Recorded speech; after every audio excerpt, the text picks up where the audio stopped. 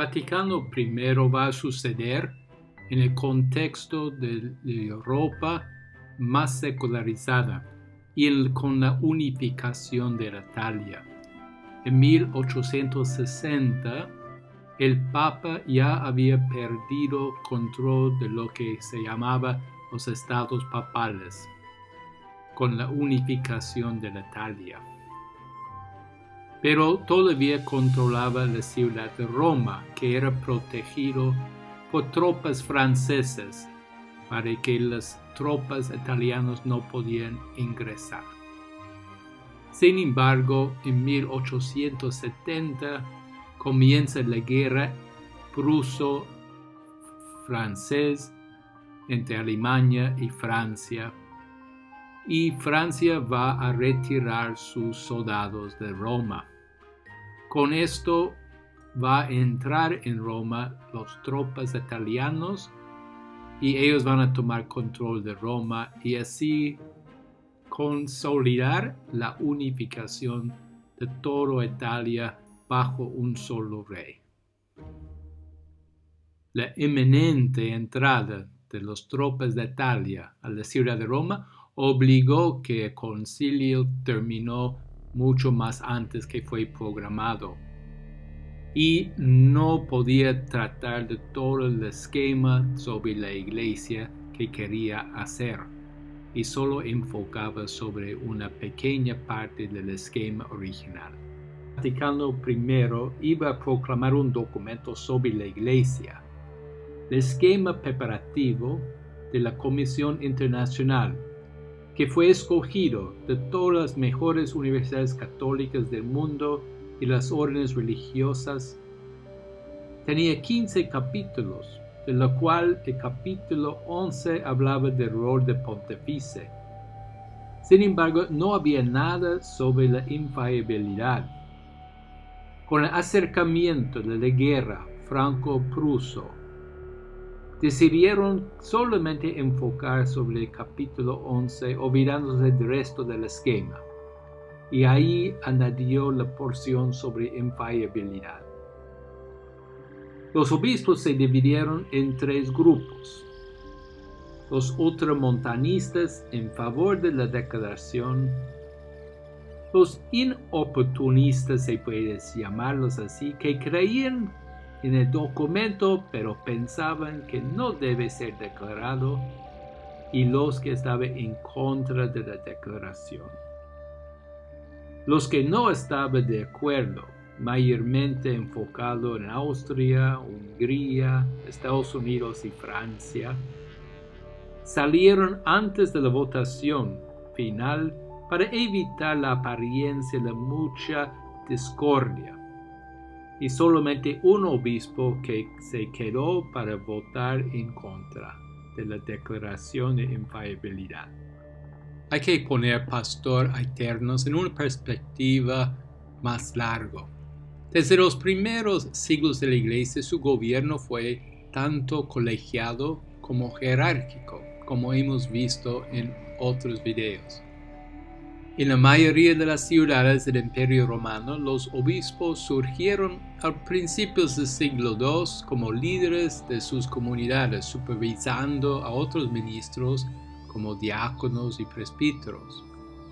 Con la justificación bíblica del Concilio de Jerusalén en los Hechos de los Apóstoles, a veces convocaron a estos ministros en concilios, es decir, sínodos, para tratar de manera colegiada los problemas que habían surgido en sus ciudades, y a veces también se unieron con la colaboración de otros obispos vecinos. A más tardar en el siglo III, los obispos estaban prestando especial atención a las opiniones del obispo de Roma. Y una vez que el cristianismo se convirtió en la religión oficial y dominante del Imperio Romano, la deferencia se hizo más pronunciada, especialmente en el occidente. Así se había alcanzado un nuevo nivel de estructura jerárquica. No obstante, las iglesias continuaron actuando como instituciones autónomas bajo el obispo local, Aunque este proceso continuó hasta la época del Vaticano I, los papas comenzaron en el siglo XI a exigir una autoridad mucho mayor, especialmente sobre los gobernantes seculares, pero también sobre los obispos. Hemos visto esto en la época de Gregorio VII. Se encontraron con una resistencia considerable, pero en general tuvieron éxito a medida que pasaron los siglos. Una característica del gobierno de la Iglesia que distingue notablemente el segundo milenio de la historia de la Iglesia del primer milenio. Esto significa que Pastor Aeternos fue una intensificación de un proceso de centralización que había estado marchando durante mucho tiempo. No obstante, los papas, los obispos y los gobernantes seculares continuaron reconociendo que los concilios de toda la Iglesia eran la autoridad máxima. Los obispos que opusieron a la redacción final de Pastor Aeternos sobre la infalibilidad temieron que pusieron en peligro la autoridad de los concilios ecuménicos. Vamos a ver el texto de Pastor Aeternos. Ahora bien, tan lejos está esta potestad del sumo pontífice de dañar a aquella ordinario e inmediato potestad de jurisdicción episcopal, por la que los obispos que, puestos por el Espíritu Santo, sucedieron a los apóstoles, apacienten y rigen como verdaderos pastores cada uno la grey que le fue designada, que más bien esa misma es afirmada, robustecida y vindicada por el Pastor Supremo Universal, según aquello de San Gregorio Magno. Mi honor es el honor de la Iglesia Universal. Mi honor es el sólido vigor de mis hermanos. Entonces, soy yo verdaderamente honrado cuando no se niegue el honor que cada uno es debido. El documento habla en primer lugar sobre la relación de los obispos con el Papa. Dicen que los obispos son verdaderos pastores y cita una carta de Gregorio Magno. En esta carta, dirigido al patriarca Eulogium, él estaba protestando contra el título de Papa Universal y contra la actitud de Eulogium que Gregorio había comandado algo. Gregorio subraya en su carta que todos los obispos son hermanos y que él no quería especiales títulos de honor porque, como él mismo dice, no considero un honor lo que percibo que quita de algo de honor a mis hermanos. Gregorio rechazó el uso del título Papa Universal, considerándolo como palabras que se inflajan la vanidad y lastiman la caridad. Luego, en la sección sobre la infalibilidad papal, se considera esta infalibilidad como parte de la infalibilidad de la misma Iglesia. El Papa expresa la fe de la Iglesia. Él expresa cosas que la Iglesia crea que es cierto, cosas que la Iglesia en la cual no tiene dudas. Vemos el texto. Así pues, no siguiendo la tradición recogida fielmente desde el principio de la fe cristiana, para la gloria de Dios Salvador nuestro, para la exaltación de la fe católica y salvación de los pueblos cristianos, con aprobación del Sagrado Concilio, enseñamos y definimos ser dogma definitivamente revelado, que el romano pontífice, cuando habla ex cátedra, esto es, cuando, cumpliendo su cargo de pastor y doctor de todos los cristianos, define por su suprema autoridad apostólica que una doctrina sobre la fe y costumbres debe ser sostenida por la Iglesia universal. Por la asistencia divina que le fue prometida en la persona del bienaventurado Pedro, goza de aquella infalibilidad de que el Redentor divino quiso que estuviera provista su Iglesia en la definición de la doctrina sobre la fe y las costumbres. Y por tanto, que las definiciones del Romano Pontífice son irreformables por sí mismas, no por el consentimiento de la Iglesia. Condiciones de infalibilidad son dos, uno sobre cómo hablar y lo otro sobre el contenido. Primero, tiene que hablar ex cátedra. Es una declaración sumamente solemne sobre una cosa sobre la cual no hay duda. Él tiene que hablar deliberadamente como pastor y maestro de todos los cristianos. Entonces no incluye sus encíclicas o pronunciamientos. Él tiene que deliberadamente, formalmente, solemnemente, explícitamente definir una doctrina de fe para que ésta emplea su carisma de la infalibilidad. La segunda condición es acerca del contenido. Solo puede definir algo infalible que es materia de fe o morales.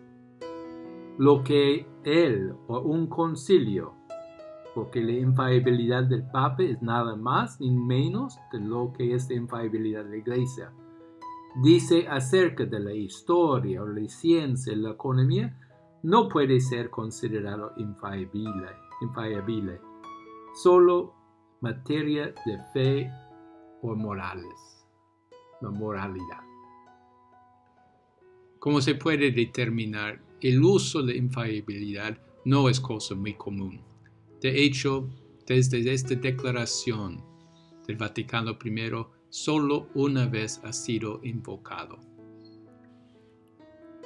El proceso de centralización en el gobierno de la Iglesia, en lo cual el Vaticano I es el punto culminante, se produjo en conjunto con el mismo proceso en la esfera secular.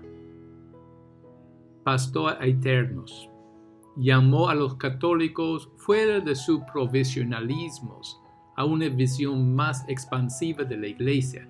Les ayudó a alcanzar un mayor sentido de pertenencia a una institución que trascendía las fronteras nacionales, una institución que al menos en sus aspiraciones se extendía hasta los confines de la tierra. Por esta razón, la Iglesia incluyó en su membresía a personas de todas las razas, colores y culturas. De conciencia de esta realidad, debería haber reducido los prejuicios raciales, nacionales y culturales entre católicos y entre otros pueblos. Lamentablemente no siempre fue así. Pero no obstante, el principio hubo ahí para la reducción de estos prejuicios. Entonces podemos decir que este decreto del Primer Concilio Vaticano pone un reesfuerzo a la autoridad del papado, gravemente dañado en el siglo XVIII por la lucha contra los poderes seculares, para que en el mundo moderno puede hablar y actuar con una autoridad que sea clara, independiente y con lentes anchos sobre la realidad sin caer en problemas políticos con los estados. La pérdida de Roma y los estados papales entre 1860 y 1870 ayudó a fomentar la visión amplia, de largo alcance e equilibrada que atribuimos al papado ahora actual. La mención de la pérdida de los estados nos enfrenta a un factor crucial que debemos tener en cuenta en evaluar la pérdida y ganancia en el gobierno de la Iglesia de pastores eternos. Es decir, es prácticamente imposible separar el impacto de un concilio del contexto cultural y sociopolítico en el que sucedió.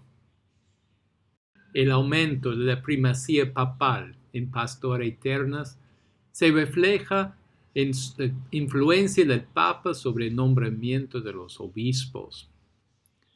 Cuando el nuevo reino de Italia absorbió asimismo las otras entidades políticas en Italia, los concordatos que la Santa Sede había hecho con todas estas otras jurisdicciones se convirtieron en letras muertas. Todos estos concordatos habían dado voz a los gobiernos en el nombramiento de los obispos. De repente, entonces, el Papa Pío IX descubrió que tenía una mano libre en ese sentido, y entre octubre de 1871 y el mayo del siguiente año, eligió 102 obispos, llenando cerca de la mitad de las sedes de Italia, sin ninguna consultación con los poderes seculares. Ningún papa había tenido tal oportunidad anteriormente. Y lo que sucedió en Italia fue un presagio de lo que vendrá. Cuando en 1905 el gobierno francés derogó unilateralmente el concordato de 1801, el Papa Pío X denunció el acto, pero encontró la libertad de restricciones para nombrar obispos franceses sin consultar el gobierno. Y igualmente pasó en España cuando murió Franco y el rey Juan Carlos renunció al derecho del gobierno español a proponer candidatos episcopales. Aunque Pastores Eternos no dice nada sobre nombramientos de obispos, el hecho que enfatiza la autoridad central del Papa termina resultando en este crecimiento de esta autoridad, en la medida que los gobiernos seculares abandonan su interés en el tema. Entonces hay una ganancia muy obvia. Ahora la Iglesia finalmente está libre del Estado, finalmente libre de maquinaciones políticas en la elección de los obispos, libre de una restricción que había estado operativa durante mucho tiempo. Desde el siglo XI los papas habían hecho campaña para liberar la Iglesia del Estado. Y ahora finalmente está alcanzado este objetivo con la separación de la Iglesia y el Estado. Y Pastores Eternos entonces centra la autoridad sobre este nombramiento de obispos plenamente en las manos del Papa. Y esta es una novedad. Ciertamente en la historia de la Iglesia vemos una tensión constante entre el centro y la periferia, por llamarlo así. Por siglos y siglos, esta tensión era una característica principal de la Iglesia. Con Pastores Eternos vemos que la centralización llega a su punto culminante. Ahora la Iglesia funciona más desde el centro hacia afuera que desde afuera hacia el centro. Por un lado, esta ayuda a reducir problemas potenciales en su infancia y otras maneras salvaguardar la unidad de la Iglesia. Por otro lado, tienden hacia la unificación y no la diversidad de expresiones, hacia la unidad en vez de la diversidad.